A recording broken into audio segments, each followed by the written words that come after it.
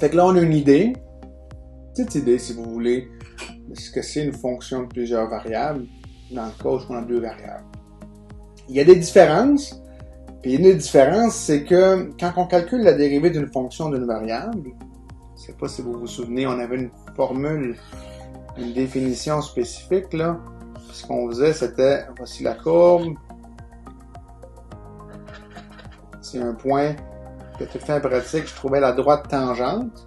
Et la droite tangente, écoutez, c'est une droite qui s'en va dans deux directions. J'ai pas bien le choix.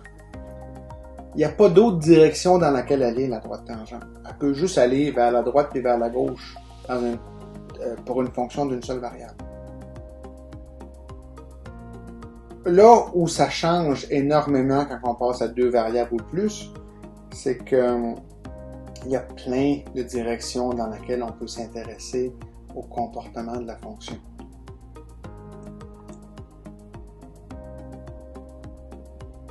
Il y a plus de jeux. On peut faire varier n'importe quelle combinaison des variables indépendantes dans le quotient différentiel. Ça ne donne pas toujours le même résultat.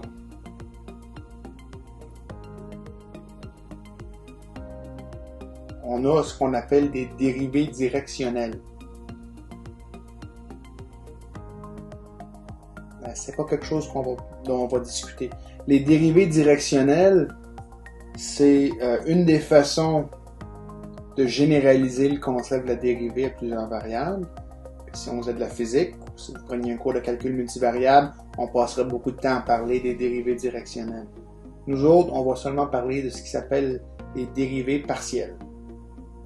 Les dérivées partielles, ce sont des dérivées directionnelles, remarquez, où est-ce qu'on ne fait varier qu'une seule des variables à la fois. Regardez la formule qui est ici. La dérivée partielle de la fonction f par rapport à la im composante xi, on l'écrit avec un petit d fancy, là, c'est pas le d habituel. Prenons ça del.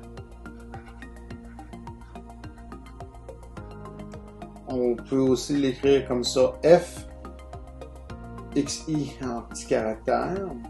C'est la limite lorsque h tend vers 0 d'un quotient différentiel. Et là, le quotient différentiel va marquer tout ce qui change, c'est la composante, la im composante. On y rajoute un h. Dans le cas d'une fonction à deux variables, c'est pas si compliqué que ça. On va essayer de calculer la dérivée partielle par rapport à x ici, de la fonction f, puis f c'est une fonction spécifique, c'est la fonction x au carré fois y. Fait que là, vous allez essayer de penser à ce que ça peut vouloir dire en retournant à la page précédente, pour voir si vous pouvez arriver à quelque chose. Quand vous serez prêt, vous pourrez repartir la vidéo.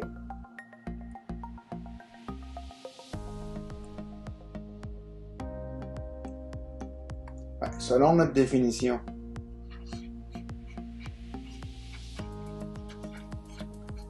ce truc-là, c'est une limite, parce que h tend vers 0, d'un quotient différentiel.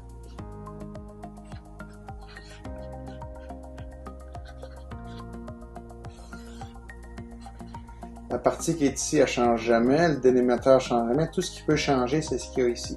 Il y a une des composantes de la fonction où il va falloir rajouter h. Mais c'est laquelle? Ben, l'indice nous l'est donné, ça fait que le petit x qui est là. Fait que ça nous dit qu'on est en train de changer ou faire varier la composante x, la première composante.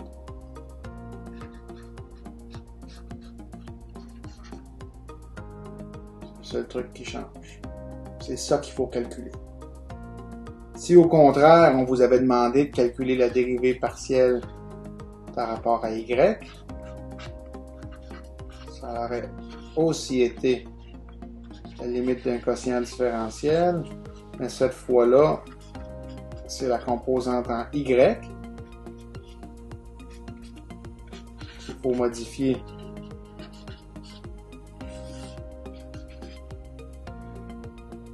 Puis le restant du quotient différentiel reste la même chose. Fait qu'il faut calculer une de ces limites-là. Fait qu'on y va, on la calcule. On va calculer celle, la dérivée partielle par rapport à x, parce que c'était ça la question. C'est notre quotient différentiel. Laissez-moi vous le faire remarquer une fois de plus, parce qu'on dérive par rapport à x. C'est la composante en x qui va être modifiée par x plus h. Et là, tout ce qu'il suffit de faire, c'est de remplacer les termes. On pourrait commencer par remplacer h par 0 directement. F de x plus 0, y, moins f de x, y sur 0, ça nous ferait f de x, y, moins f de x, y qui est 0, sur h qui est 0, 0 sur 0, à une forme indéterminée. Il faut faire quelque chose d'autre. Mais on sait ce qu'on a besoin de faire, c'est pas super compliqué. Ce qu'il faut faire, c'est commencer par exprimer la fonction. Fait que f de x plus h fois y, c'est quoi? La fonction f de x, y, elle prend la première composante, puis elle l'élève à la deuxième puissance. Fait qu'on prend la première composante qui est x plus h, on l'élève à la deuxième puissance. Puis on multiplie à ça la deuxième composante. Okay. Dans ce cas-ci, tout simplement y. Fait que f de x plus h, y, ça me donne x plus h carré y.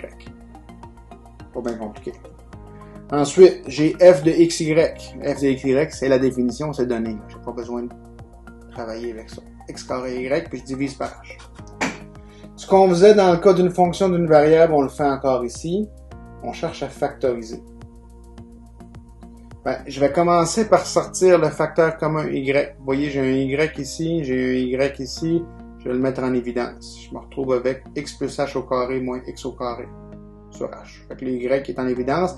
Il n'est pas affecté par ce qui arrive à h. Il n'y a pas de lien en h ici. Ça fait qu'on peut sortir la limite en partant. Puis je me retrouve avec la limite, ou y fois la limite lorsque h tend vers 0, d'un quotient différentiel x plus h au carré moins x au carré sur h. Puis je sais comment faire ça. Je calcule, je peux pas remplacer h par 0 parce que j'aurais x au carré moins x au carré qui est 0 sur 0, ça marche pas. Je fais l'expansion. X plus h au carré, ça devient x au carré plus 2x plus h au carré.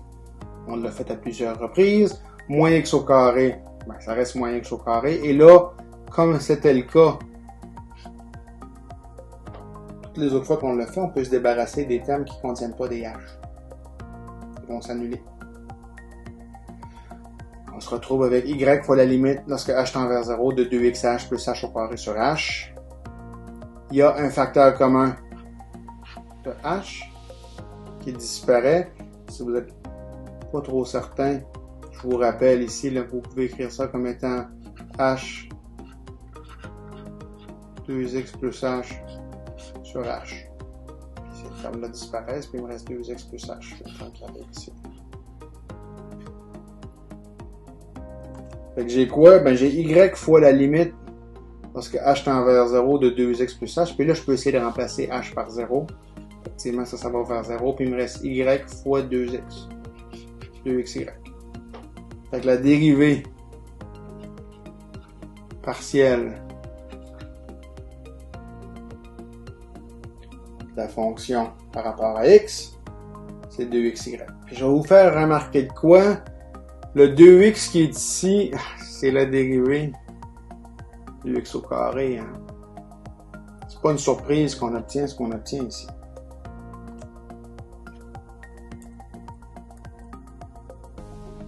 Qu'est-ce que c'est maintenant la dérivée partielle de la fonction x sur y par rapport à y? On va écrire la définition. Vous pouvez prendre faites une pause ici si vous n'êtes pas certain. G' de y, ça serait la limite lorsque h tend vers 0 d'un quotient différentiel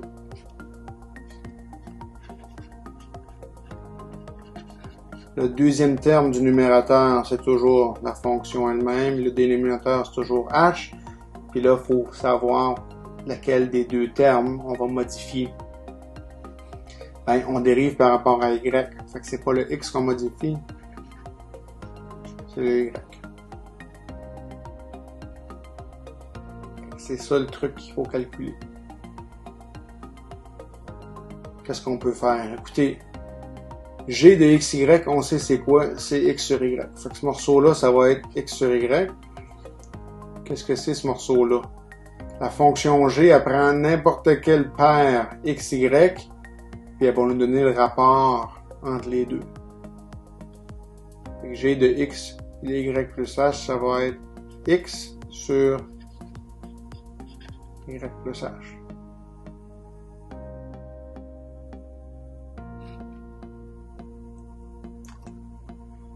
Ça ressemble à quoi? Ben, je l'ai écrit ici. X sur Y plus H moins X sur Y sur H, tout ça, à la limite, parce que H tend vers 0. On pourrait essayer de remplacer H par 0 directement, puis dire, ah, ça c'est 0, ça c'est 0, je me retrouve avec X sur Y moins X sur Y sur 0, et 0 sur 0, hop, ça marche pas. On peut pas faire ça. Donc, il faut faire du travail supplémentaire, il faut simplifier un peu. Ce qu'on va faire, c'est mettre cette fraction-là sur un dénominateur commun. Comment est-ce qu'on s'y prend? X sur Y plus H moins XY. Je vais le mettre sur le facteur commun Y plus H fois Y. Fait que je vais faire X fois Y plus H fois 1, qui va être Y sur Y. C'est vrai. Moins X sur Y fois 1, qui va être Y plus H sur Y plus H. Fait que ces deux trucs-là sont pareils, là. Il n'y a pas de... Ce terme-ci puis ce terme-ci est pareil, mais là, je peux faire mon produit. Je vais le réécrire séparément. Je peux peut-être l'écrire ici. Fait que ça me fait quoi? Ça me fait X fois Y sur Y plus H fois Y moins j'ai X fois Y pardon, j'ai moins X fois H sur le même truc. Y fois Y plus H. Les X et Y disparaissent, puis il me reste moins XH. C'est ce que j'ai ici.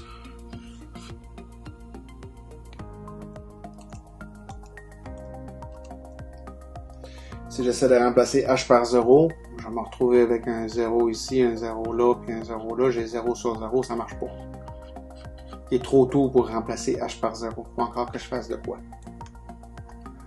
Je vais commencer par me rendre compte qu'il y a un facteur commun, un terme dont je peux me débarrasser. Le X qui est ici, c'est un produit, là, X fois H, puis il n'est pas affecté parce qu'il arrive à H, fait que je vais le sortir. Je vais le sortir avec le moins 1 qui est là. Fait que je sors moins X, puis il me reste la limite de H sur Y plus H fois Y. Fait que ce morceau-ci, c'est le numérateur qui me reste, là, ici, divisé par H, c'est ça que ça me donne. Encore trop tôt pour remplacer H par 0. Si je remplace H par 0, je vais me retrouver avec 0, 0, 0 sur 0, ça marche pas. Mais, il y a un facteur commun. Le H qui est ici, le H qui est là disparaissent. Si je me débarrasse de ça, maintenant, je peux remplacer H par 0. Si je fais ça, j'ai 1 sur Y fois Y, 1 sur Y carré. Je me retrouve avec moins X sur Y au carré.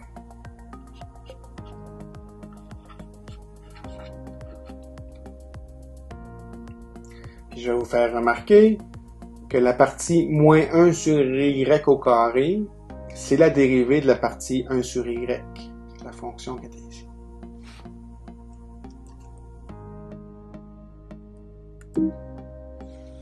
Là, vous êtes comme moi, ça vous tente pas trop de vous servir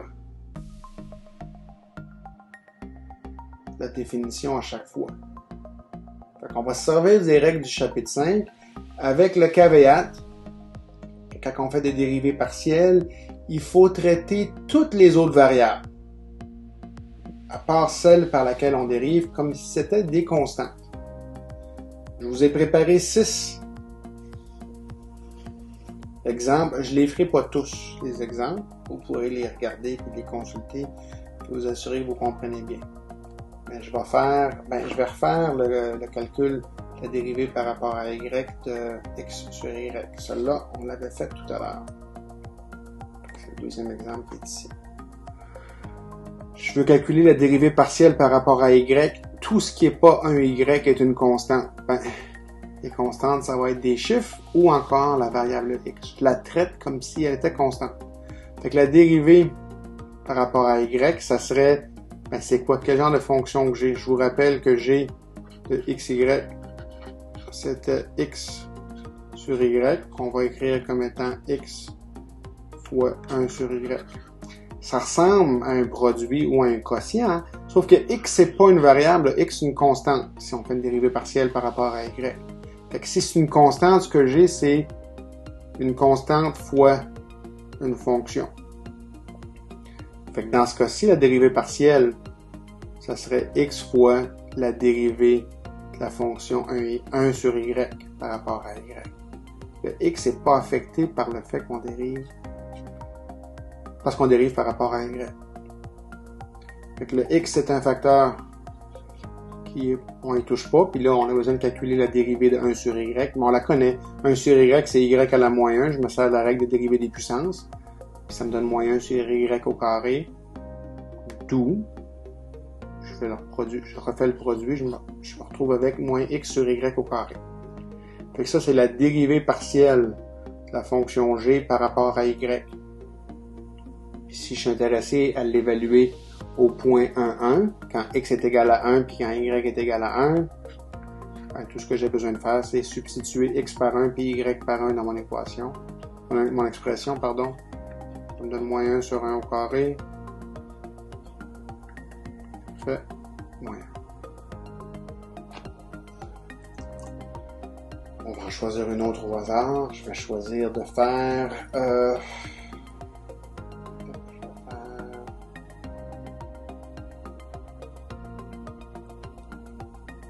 celle qui est ici. Fait que ma fonction k initiale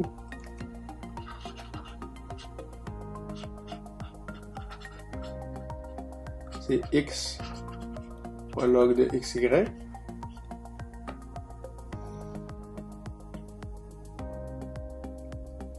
Et là, je vais la faire d'une autre façon que la façon que je vous ai tapé. On sait, selon les propriétés des logarithmes,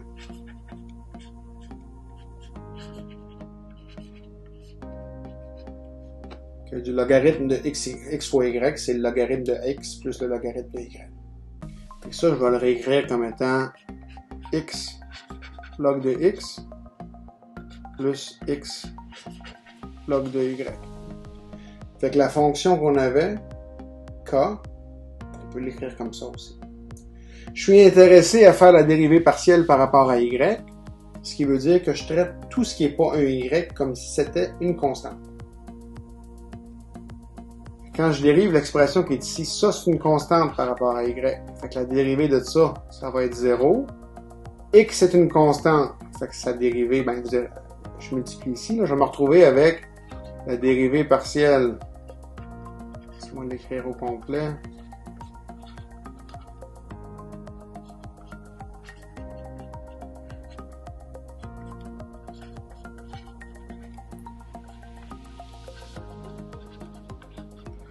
Fait que cette dérivée-là, c'est 0.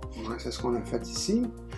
La dérivée qu'on retrouve ici, ben, j'ai un x. Le x, c'est une constante par rapport au y, fait que je peux le sortir. J'ai x fois la dérivée par rapport à y du logarithme de y. Ben, la dérivée du logarithme, je la connais, c'est tout simplement 1 sur l'argument du logarithme, 1 sur y. Je me retrouve avec x sur y. C'est important de vous souvenir que même si le x ressemble à une variable, quand on dérive par rapport à y, ça n'est pas une variable, c'est une constante. On l'a fixé. On ne regarde pas ce qui se passe dans la direction des x, on regarde seulement ce qui se passe dans la direction des y. Puis vous pouvez le faire directement en vous servant de la règle. En vous servant de la règle ici. il faut pratiquer ces dérivés partiels-là, vous n'avez pas le choix. Si vous voulez vraiment savoir comment vous y prendre, il faut en essayer plusieurs.